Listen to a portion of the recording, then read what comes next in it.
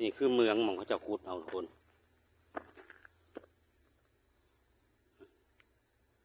เป็นบ่อลึกเลี้ยเบิ่งเนี่ยเป็นตาญาติทุกคนบักลึกๆเนาะหม่องที่เขาจะขุดเอานี่คือเขาจะขุดเอาแล้วเนาะความลึกกระโถสมควรท่านผู้ชมเลยที่เลี้ยเห็นเป็นลูกเขาลูกนะหม่องโรงงานเนาะ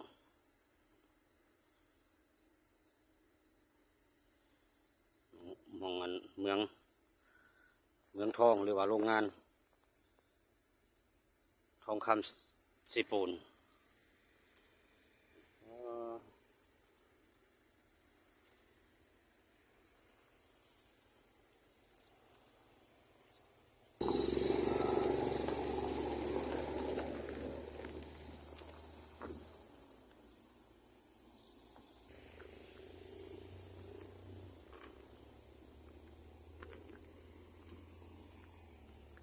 ฝุ่นไงง่องเลยทุกคนเอ้ย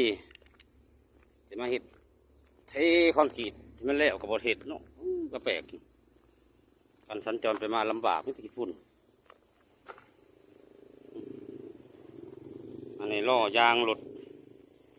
บรรทุกแห่นั่นแหละที่มันล่อมันบดคุณแล้วเขาก็มาเห็ดเนี่ยกั้นเป็นบริเออร์กั้นขอบเขตมองทางถนนเนี่ยอันนี้จะเป็นบ่อเนาะที่เขาเอาแล้วนะที่ขึ้นไปเบิ่งเมื่อกี้เนี่ยล่อยางก็ผมมันใหญ่มาเห็ดกั้นไว้กั้นบริเออร์หรือกั้นขอบถนน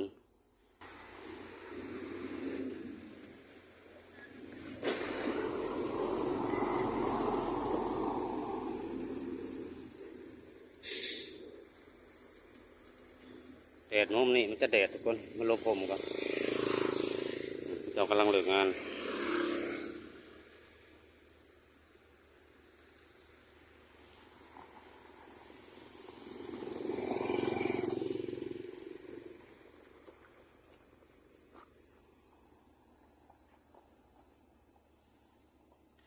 บรรยากาศช่วง4 โมงแรง5 โมงแรง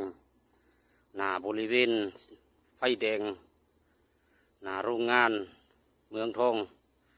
คำเซโปนวิระบุรีจุดนี้จะเป็นจุดสี่แยกไฟแดงเนาะถ้าจะผ่านกับเมืองวิระมันต้องผ่านจุดนี้จะสันสาทุกคนแล้วก็จะแยกเลี้ยวเบื้องขวาก็เข้าไปในเมืองเนาะเข้าไปโรงงานถอดตรงไปเลยก็จะมุ่งหน้าเข้าสู่เมืองวิระบุรีวันนี้บอลลอนได้เก็บภาพบรรยากาศมาฝากท่านผู้ชมให้เบิ่งน้ำกันเนาะแต่ว่าตอนถ่ายนี่โอ้โหอากาศแดดร้อนขนาดเลยทุกคนเลย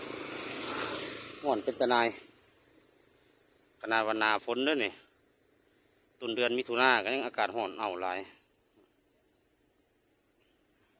อันนี้จะเป็นเถิบมองเพิ่นคล้ายกับเขาเนี่ยมันเศร้าเนาะแต่ว่าโอ้เต็มที่เลยขี้ฝุ่นนั่นแหละคล้ายกับเขาสำเร็จรูปใส่ถุงเป็นถุง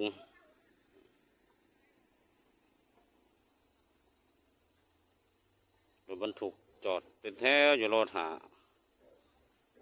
คิวเข้าไปในเมืองเนาะเข้าไปในโรงงานโอ้ยฝุ่นตลบเลยทุกคนเลยเนี่ยเราบ่เห็นอันแล่นกับบริ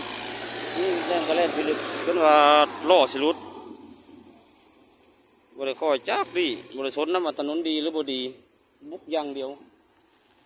ไปอย่างเดียวเป็นตะนายหรืออะไรอย่างเงี้ย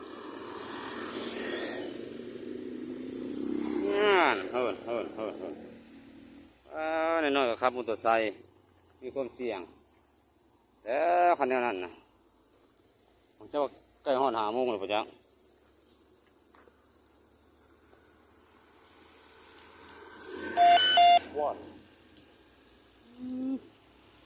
ยืนมาบางอย่างกี่ฝุ่นเต็มหนาเลยทุกคนเลยปวดโผ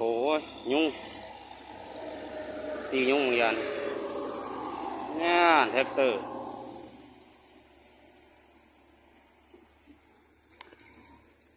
กระสิบประมาณนี้เด้อทุกคนเด้อเขากับบริมียังลายเนาะที่ภาพบรรยากาศตอนนี้เขากระสีก็น้อยกระสีลงไปแหละว่ากี่ฝุ่นนับใส่แมทต้องไปอยู่ฝุ่นหลายคนนั้นผมมองไม่ได้ ฮ้อนเอาหน้าแดงเบิดมันแดดก็ดอกกระเดียกูเนอะแดด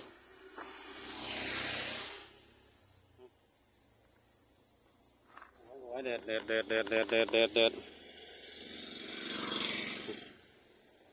แดดแห้งแดดแห้งคนง่ายง่องมาอีกเลยเบิ่งทุกคนโอ้ยไหวแหละเสร็จเลยลงขีบคนนี้ลงไปก่อนยืนกินกี่ฝุ่นอยู่นี่ฮ้อนก็ฮ้อนคนน่ะการสัญจรบริขาดช่วงบริขาดแล้วเนี่ยพอมาหดน้ำให้แน่เนาะบริษัทก็ได้โอเคแล้วทุกคนเลยสำหรับคลิปนี้ก็ได้ผมมีหยังให้ผมขับส้มน้ำกันพวกนี้ก่อนเดี๋ยวสิเตรียมเข้าไปหน้ายุ่งตอมเนี่ยเตรียมเข้าไปในโรงงานก่อนบ้านได้เวลาเลย5 โมงเดี๋ยวจะนำกระบวนเข้าไปนำกระบวนเข้าไปเหลืออีก4 ขั้นสุดท้ายวันนี้อาจจะเลิกงานประมาณ9 โมงหรือ8 โมงปลายประมาณ2 ทุ่มถึง3 ทุ่มฮอดนี่กาขออนุญาตลงคลิปเพียงเท่านี้ก่อนเด้อทุกคนเลยฝากติดตามคลิปต่อไปเนาะสิมีคลิปยังลงไปกันยังบู ฝากทุกคนเด้อโอเคเจ้าคนนี้สิถ่ายทุกคนเขาไปโรงงานแอบถ่ายโรงงานมาให้เบิ่งอีกอยู่